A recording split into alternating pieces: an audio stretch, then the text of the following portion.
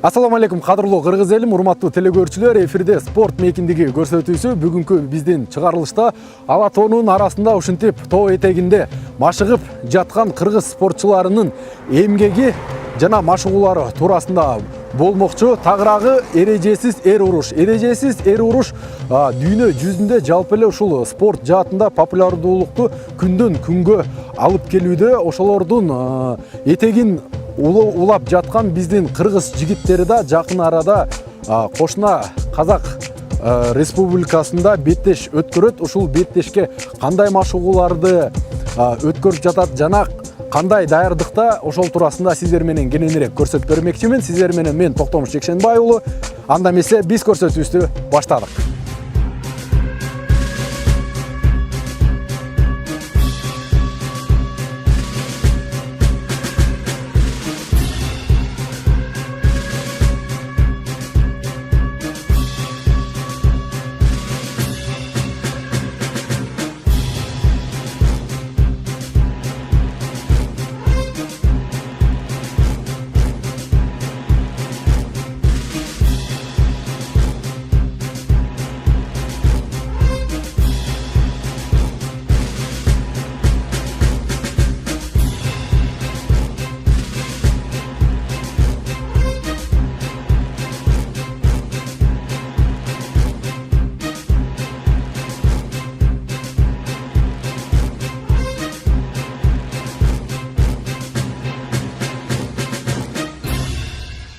Мен кичине кезимден эле спортко кызыгып телевизорлордон көрчүмүн.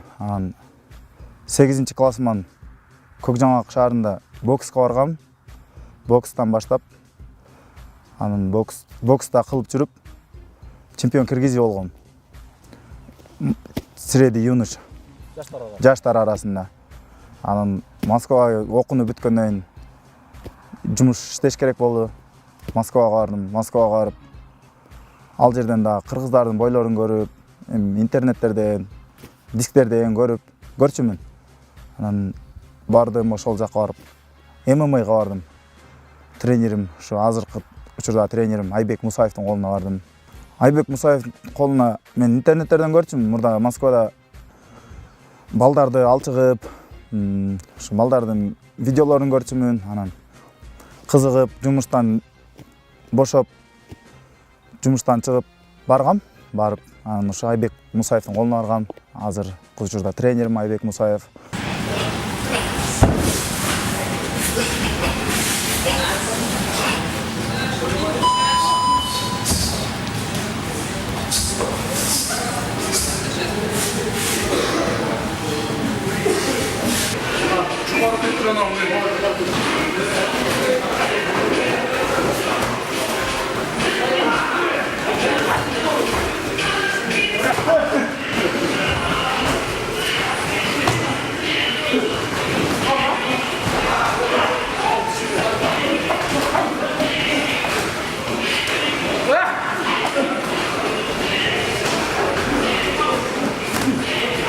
Конечно, оңой болгон жок. Москвада жумуш кылабыз. Ар бир эле жумуш кылат, бардык эле. Москвада 12 саат жумуш кылабыз. Кара жумуш кылабыз. Жумуштан чыгып залга барабыз. Ошентип тренировка кылабыз. Спорт деген өзү оңой келбейт, бардык нерсе. Спорт кыйынчылыктын артында турат. Кыйынчылык менен келет бардык нерсе. Көп ойлойт, спортко барсам эле спортсмен болуп кетем депчи. Жок, андай эмес. Бизде эле тиргилигибиз бар, бала чакабыз бар. Москвага баргандан кийин иштешибиз керек, жумуш кылышыбыз керек. Кыргызстанга акча салышыбыз керек семьябызга. Аны кылабыз. Андан чыгып өзүмдү багам. Андан чыгып тренировкага барабыз. Москвада мына айткандай эле кара жумушта иштейм. Ачыгын эле айтайын. Кара жумушта, складта иштейм. Мен бала чакамды багышым керек. 2 балам бар. Келинчегим бар. Алар каякта турат? Алар мен Москвада иштеп жүрөм, алар Кыргызстанда. Ата-энемдин колунда. Барганымда 2011 барганмын. Ошо 2011-дин аягы мен любительский турнирге чыккам. Чоң весте эле чыкканмын да. Аны эми өзүмдү сынап көрөйүн деп элечи. Кызыкчумун. Кичине кезимде эле кызыкчумун. Кызыган, өзүмдү сынап көрөйүн деп чыгып утуп алдым. Анан утуп алып өзүмдө желание пайда боло баштады да, эми өзүм кылгым келип, чыккым келип, анан өзүм эле кызыкчумун да, чоң ареналарга чыксам экен деп. Мен кичине кезимде, бала кезимде эле мечтам болчу. Анан кыла баштадым, анан агайыма келдим, Айбек Мусаев тренериме. Агай, мен бойго чыгам дедим. Ушундай мен боец болгум келип атат. Ушундай ареналарга чыккым келет десем, агайым айтты. Кыл деди, мен сени алчыгам деди. Кыл. Только талыкпай кыл, эмгектен. Кылсаң мен чыгасың деди. Талык кичине эле кылып алып, жантип жылдыз болуп кеткен да болбойт деди. Хорошо агай дедим мен. Макул деп ошо кылып баштадым. Ошо 2014 биринчи карьерам башталды. Чоң аренага. Тяжело сейчас приходится Владимиру. Много сил потратить сейчас. Останавливает судья Дмитрий Сазонов бой и Бахтияр Тойчубаев выигрывает первый бой. Кеңири айтсам, биздин балдар боевойраак келет, чем орустарга караганда. Чынын айтсак, биз мындай айтканда көрчү десек деле болот, өзүбүздө кыргыздардычы. Тоолордун арасында таза аба, көптөгөн кыйынчылыктардын арасынан өттүк, көптөгөн кыйынчылыктар болот. Оңой болбойт. Баары чоң спортко чыккандан кийин, профессиональный спортто жеңил эмер жок. Бардыгы менет менен машыгыш керек, тер төгүш керек.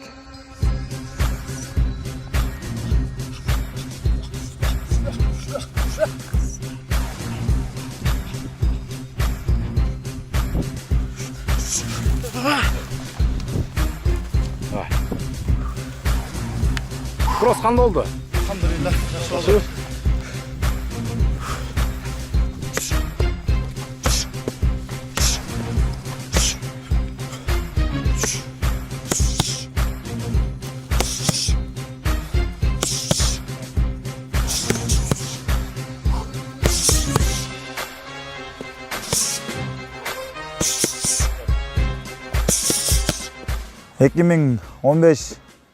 Биринчи бел курум ошо 2015 алгам. Чемпионат мирага барып, Молдова мамлекетинде.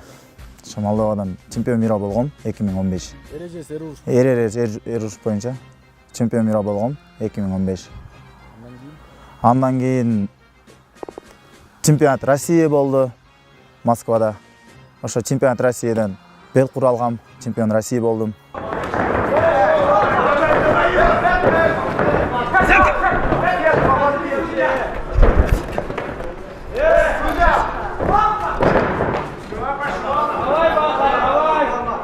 Работай!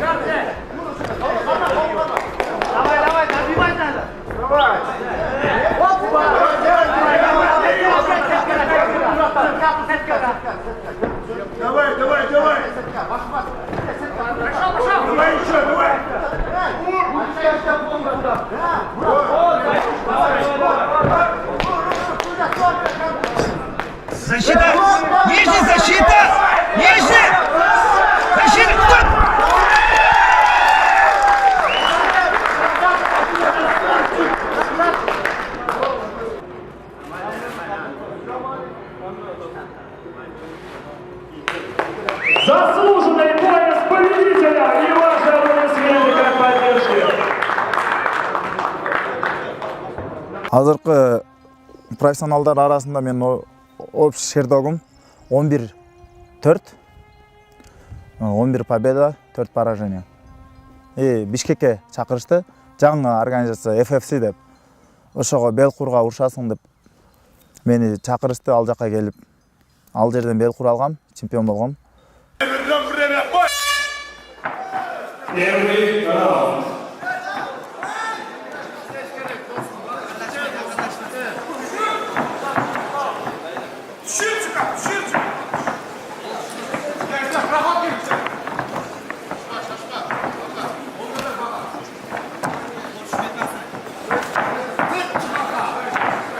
Бишкек, ваша поддержка!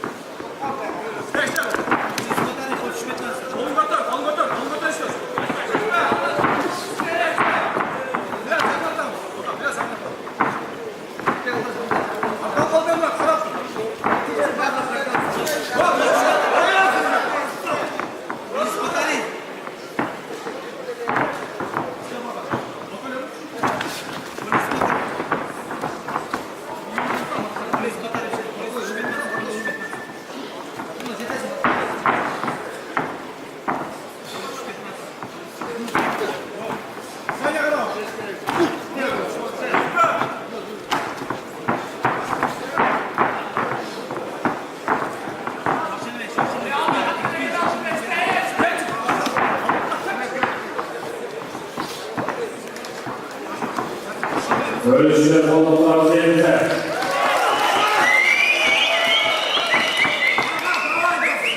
Şampiyonluk bekliyoruz.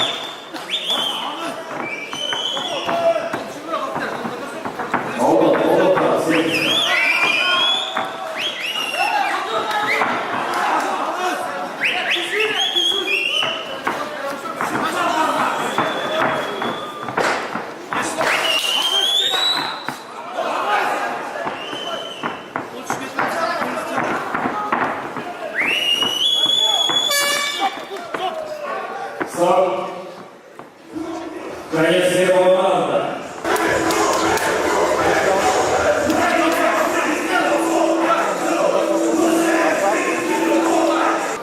готов, второй раунд, время. Бой!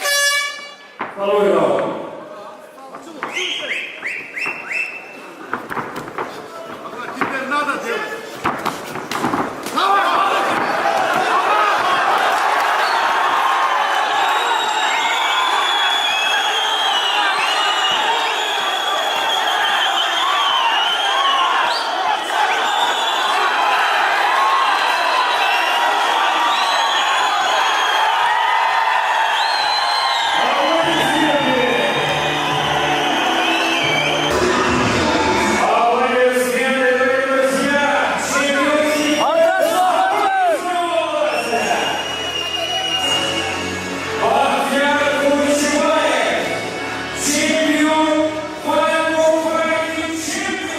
Корейский организация, Ротепси организациямен келишим түзүп, ал жак менен ал жакта урушкам, бир бой өткөргөм. Ошол ал жакта жеңгемин. Кудайым буйруса, орозодон кийин урушам дагы. Ошо Ротепси организацияда буйруса, может за пояс урушуп калышым мүмкүн. Азыр келишимдер болуп атат, аны агайым билет баарын. Конечно, бойго чейин волнение болот, любой эле боецте. Чувство болуш керек. Уже сен автогонго чыккандан кийин бардыгы Алла Тааладан эми ал жагын өзүң неме кылыш керек да. Канча тер төккөнүң, ким көп менет кылса, Алла Таалам ошого буйруйт да бардык немени. Жеңишти. Эми жеңгениңде, конечно, сүйүнөсүң, аябай кубанасың. Сүйүнүп, мен жеңдим депчи. Алла Таалага шүгүр кылыпчы. Мен жеңилсең деле шүгүр кылам. Мен эч качан наразы болгон эмесмин, жеңилсем делечи. Ал эми Алланын буйруганы. Алла Таала кандай буйруса, ошого шүгүр кылышыбыз керек да. Конечно, биринчи очередте бизге 5 убакыт намаз парз. Бардык ар бир мусулман баласына 5 убакыт намаз парз. Биз окушубуз керек. Спорт бул ден соолукту чыңдоо, спортту ден соолукту чыңдашыбыз керек. Мекенди сүйүү, ар бир кыргыз жараны мекенди сүйүш керек жүрөгү менен. Ошон үчүн Кыргызстандын флагын көтөргөнгө даярбыз. Семьяны сүйүш керек, семьяны караш керек. Үй бүлөнү. Чынын айтсам, кыргыздын эле намысын, кыргыздын желегин көтөрүш үчүн эле жүрөбүз. Бизде спорттон жарытылып деле пайда жок. Мен Москвадан келгениме көп аз эле болду, көп болгон жок. Буйруса 10 күн болоюн деп калды. Азыр мен ошо алдыдагы боюма даярданып атам. 30 апрелде болот. Буйруса ошо JFC менен Алаш Прайд саммесин турнир өткөрүп атат. Ошонун бел Казакстанда, ошонун бел куруна урушам, главный бойдо. Атаңдашың ким? Атаңдашым жакшы бала. Сергей Кулиев. Аябай таланттуу бала, күчтүү бала. Россиян мушкери. Ошол менен беттеш өткөрөм.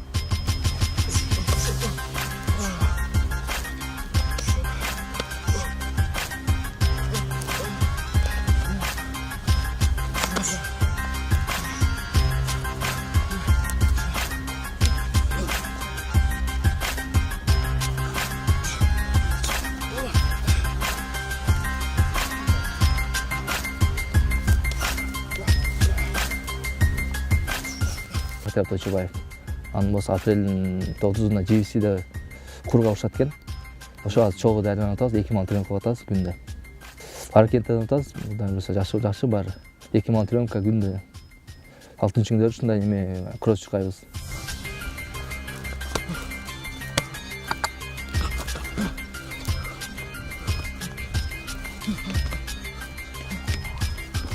Элдерге мындай оор көрүнө берет, а так бизге деле мындай билинбейт оор экенчи. Мага жагат, мушташкан жагат да. Ошо рахаттанасың. Рахаттанам ошо менен мындай. Тренингке чыкканда эме болам да, рахаттанам да. Ата-энең кандай кабыл болот? Ата-энем каршы болот го да, любой эле спортсмендердин ата-энеси каршы болот. Неме, именно ушул спорт боюнчачы. Так, 6 жыл болуптур эми мен жүргөнүмөчү. А так спортто жүргөнүмө 10 жыл болуптур вообще. 10 жылдан бeri немене жүрөм да. Мен өзү Оштан болом. Оштун Карас районунун 30 адырдан ошол жактан төрөлүп өскөм. Жакында эле болду, 7-апрелде болду. Батырбаш турнир болду. Так ошол жактан 84 килограммга чыктым. Өзүмün весовой категориям 84 эмес да. 77 килограммда. 84ке чыктым. Мен чыктым да. Расамахы деп коет экен, Балбур Рахмонов. Ошо менен чыктым. Өзбекстандык мушкер. Ошо менен чыгып ничья болуп калды. В прошлом турнире на первом раунде выиграл боец из Узбекистана. Первый раунд.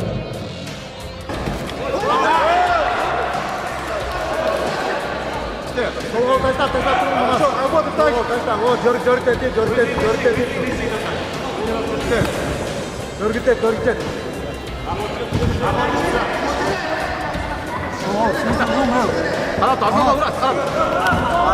Пока, бакой эмне кирет, бакой турат. Ошо калып жүрбө. Орда. Тош.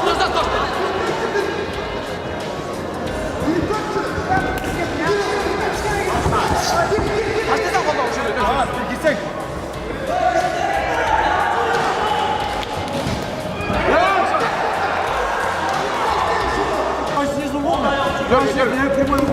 Дергай.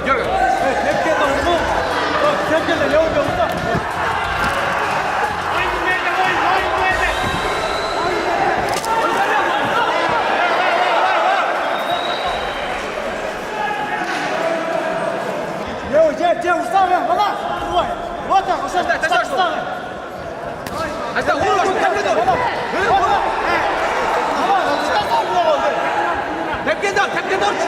Тепкенде уставлен, баланс. Теппе. Solmen ağız, solmen olsan. Ой, вот.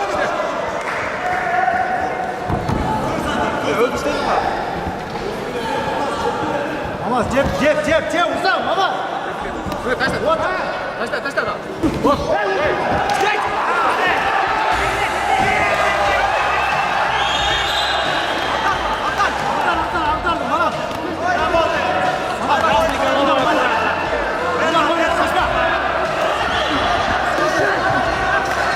Синий угол 2 секунды.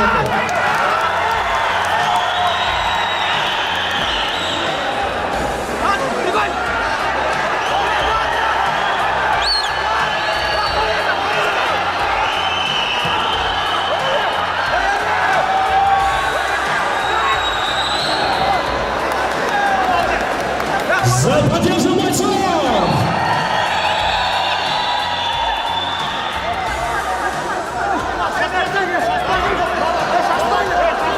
Не торопись, баланс.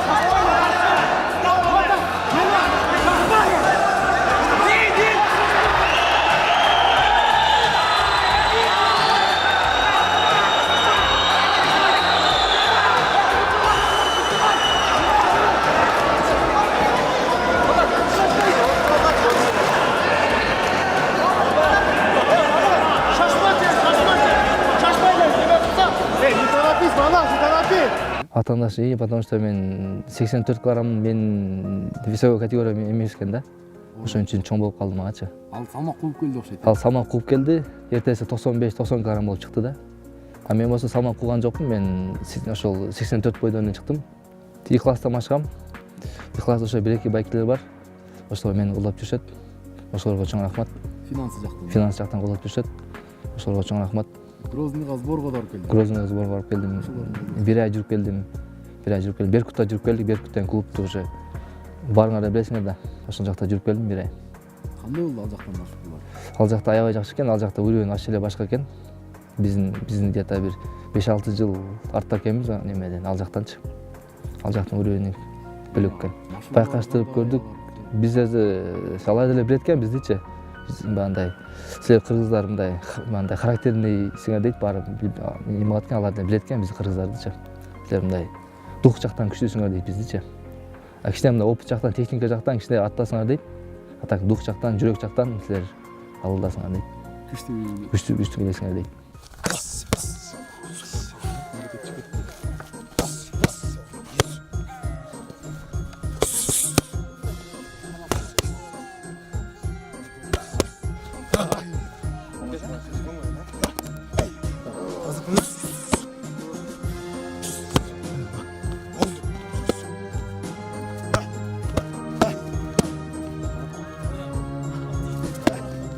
О, мен кичинекей балдарды мен как немемин мындай. Агайым тренеримин менчи. Кичинекей балдар тренер кылдырам. Ошо жаш балдарды өстүрүп атабыз Кудай буюрса азыр. Ал жакта уже неме 2 жылдан бери уже жаш балдарды машыктырып келатам. Жаш балдар да ийгиликтерге жетишип атат.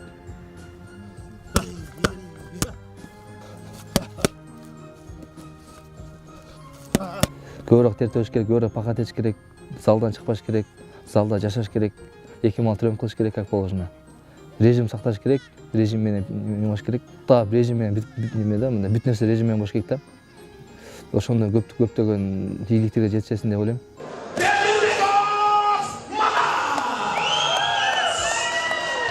Боец из Узбекистана, представляющий бойцовскую команду Ханныги, тренируется под руководством Турбалиева Хачи, является кандидатом мастера спорта по самбо, президентом Узбекистана Мушусанда Абдрахманов!